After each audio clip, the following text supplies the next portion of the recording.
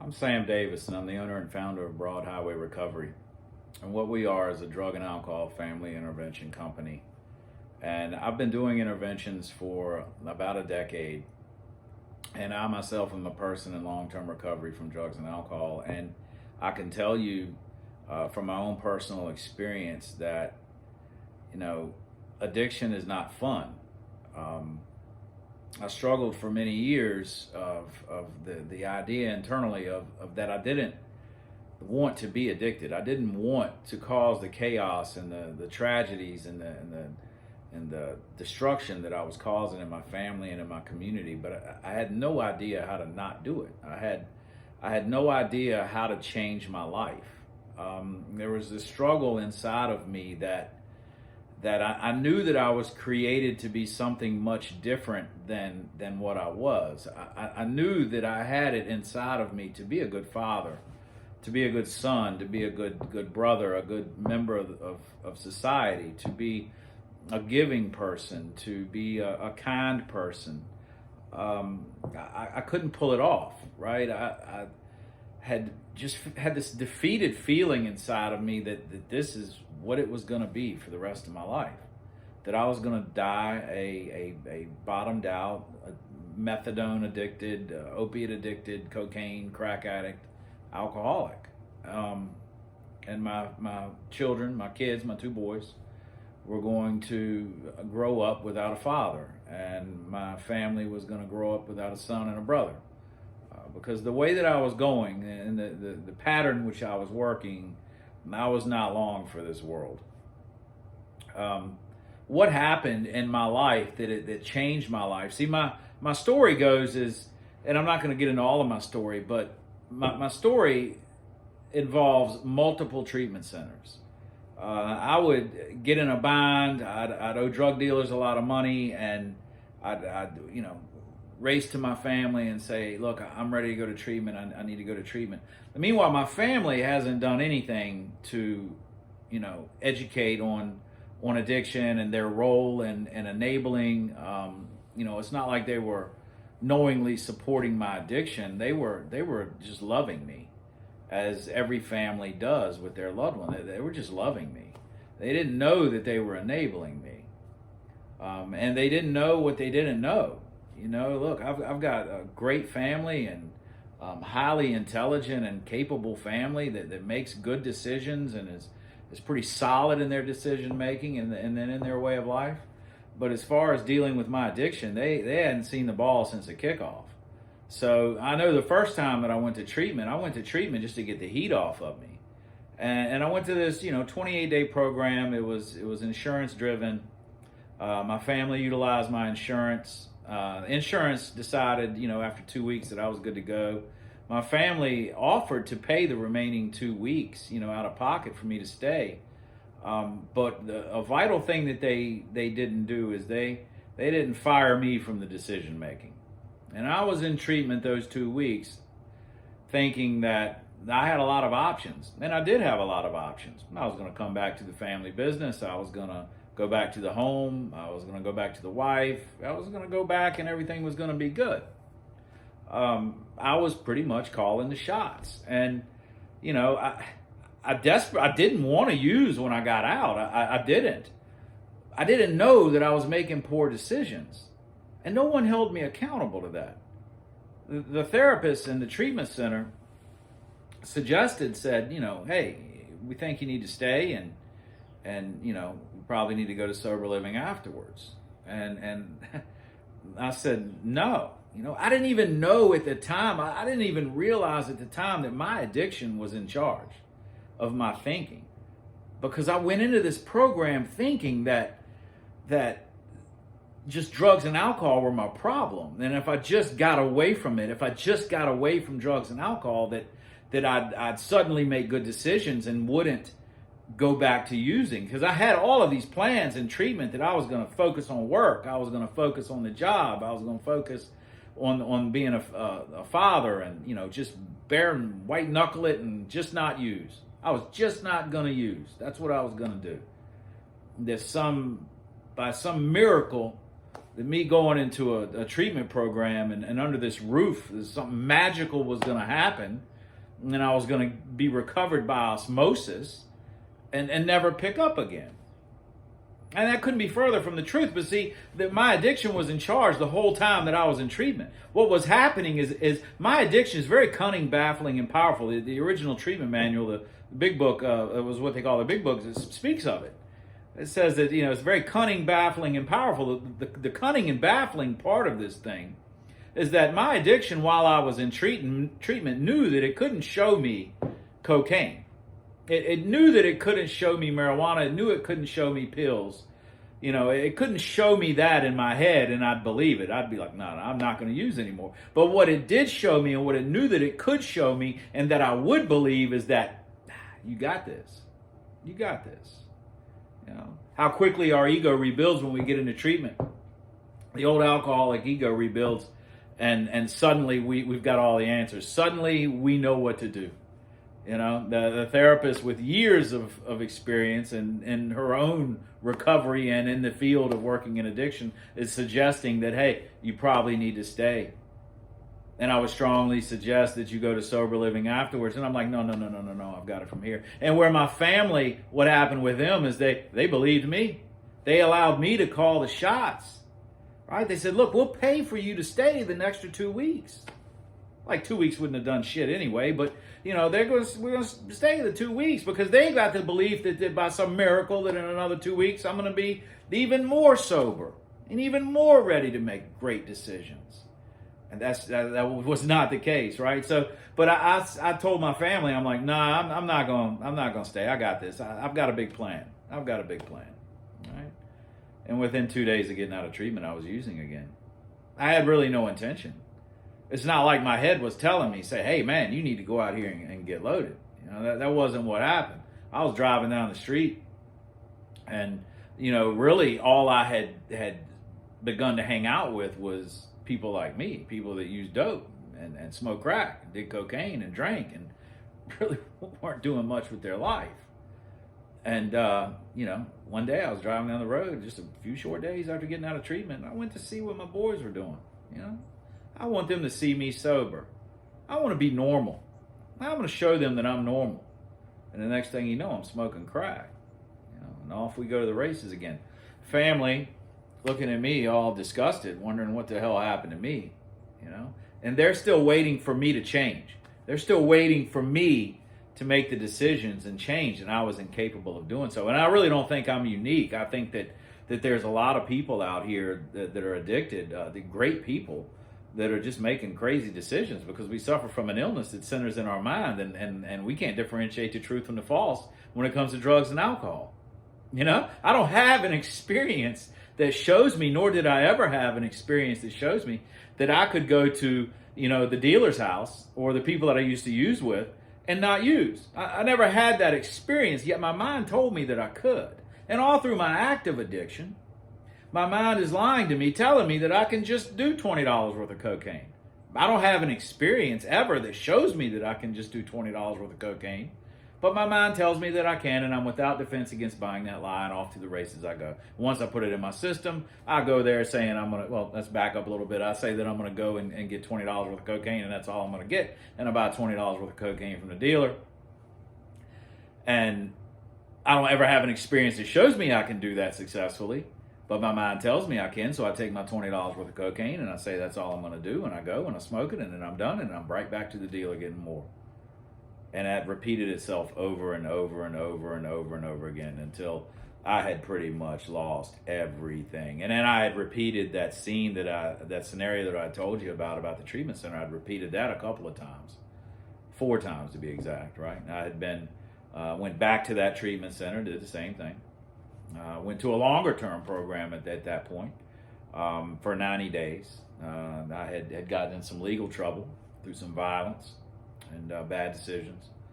And I basically went to treatment look, I didn't want to do drugs and alcohol anymore. I really didn't. I could see that it wasn't working in my life. But I wasn't desperate enough to take the solution of recovery because that solution seemed so foreign to me. So foreign that, for me to grasp that solution required desperation that I did not have. And the reason that I did not have that desperation is because my family unknowingly was still providing me options. They didn't know. I'm not blaming them. It may sound like that I'm blaming my family, and this is where my family fell short. This is where my family went wrong. Yet they didn't know what they didn't know. Right? And this is repeated across the country over and over and over and over again, and people are dying in droves. My life changed when my family changed. When I was watching something on TV last night, and the guy said, all of us are smarter than any of us. And that hit me, and it was like, that's intervention. That's intervention. Families, I know in my dynamic, my sister was, balls to the wall. We got to do something with Sam. She loved me. She did not have the emotional attachment that my mother had. She didn't have the emotional attachment, nor the childhood stuff that my dad was bringing, his childhood stuff to the table of some codependency, adult child of an alcoholic, and other stuff, and really didn't like confrontation, and was really thought that giving me this and providing this was showing me love. Right? He had no idea. My mom really had no idea that what she was doing and what they were doing was literally loving me to death. So my sister by herself really could not initiate the change needed in the family for me to get well. But once my mom got to the point where she had gotten some work done, my mom went to a program and had some codependency work done for a week. It changed her life, completely changed the game for me. So now we got mom and my sister on board. And the last holdout, but, it took what it took, was my father. My mother and my sister and my father, really got on board together, and they shut my options off. They decided to take some action. And they stopped buying my bullshit. They stopped enabling me.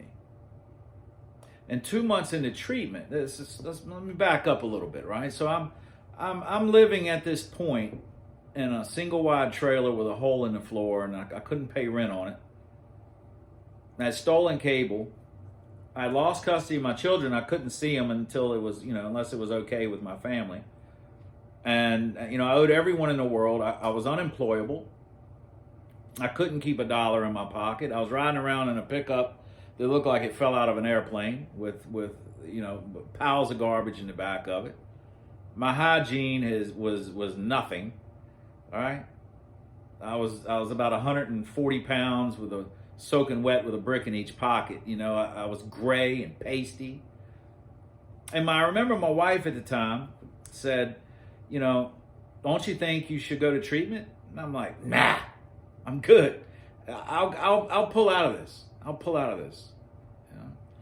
Well, my family had been working in the background with an interventionist, and what had happened is they had gotten some leverage on me. And what that leverage was is they had gotten in touch with my probation officer. I was on probation at that time for a possession of cocaine charge. And they had gotten my probation officer to call me in for a drug screen. And as smart as I was, I had it all figured out. I was going to, I had my son, give a little urine in a cup, and then I put it in a condom and put it in my pocket, and was going to go into the probation office and give my drug screen and tell her how great I was doing. And I proceeded to do that. And I woke up in Virginia that morning expecting to lay my head in Virginia that night. And she said, "That's all great, Sam. But let's come on back here with me. I got some people that want to see you." And I walked back through the back doors, and there was 2 deputies, or 2 patrolmen, 2 town police, I think it was, and an old interventionist, and my family. And my family never said a word. The interventionist said, "You're dying of a cocaine addiction, and you have an option of either going with me to treatment, and you're going to be there at least 12 months, or you can go to prison today. Which one do you want to do?" And I was so sick. Keep in mind, families are expecting their loved ones to really make great decisions, just out of the blue, just wake up one day and make a great decision around their sobriety. And I still was incapable. Faced with that, I was sitting there thinking of what is my decision going to be? And really what was going through my head is, man, what are my options? What are my options? How do I get out of this uncomfortable situation? What do I do? How can I manipulate? What's my next move? What is my strategy here? And it took a while. My family is sitting back, and the police, the interventionist, he didn't bat an eye. He knew what was going on because he was like me. He had been where I was, and he's now on the other side. And he knew that I now know from working in this industry, but he knew that we operate from a very small playbook, and he saw my moves 10 steps before I did. He didn't bat an eye. And my family's sitting back just dumbfounded that I would hesitate to make this decision. And so I just said, you know what? F it, okay, I'll go. And I remember getting in the car with him and waving bye to my children out of the back glass as I had done before. And I knew at that point, I knew that I didn't know what was coming. I remember this feeling. I didn't know what was coming, but I knew that part of my life was over. I didn't know what that was going to look like. And it was very scary. And I touched down in Texas, and I'm in this long-term treatment program. And that saved my life. That saved my life. My family drawing a line in the sand and working together as everyone instead of just one. My sister, my mother, my father, they were all working together. And they were working as a team. And that phrase of everyone is smarter than anyone. They were able to support one another with some guidance from the interventionist. The interventionist had no emotional attachment to my situation or to my family. He was able to see things much more clearly than we were. Certainly more than I was. But much more clearly than my family was, because they had a lot of emotions attached to it. But they held their line and they made the change. And I'm in treatment, still not convinced that my dad meant what he said. Still not convinced, right? So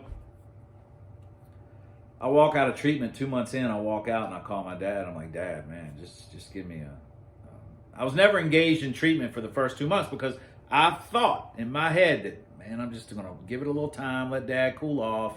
I'll come back to Dad, and I'll wiggle my way in, and we'll get him to put a plan and get me out of here, get me back home, and I'm going to be a good boy.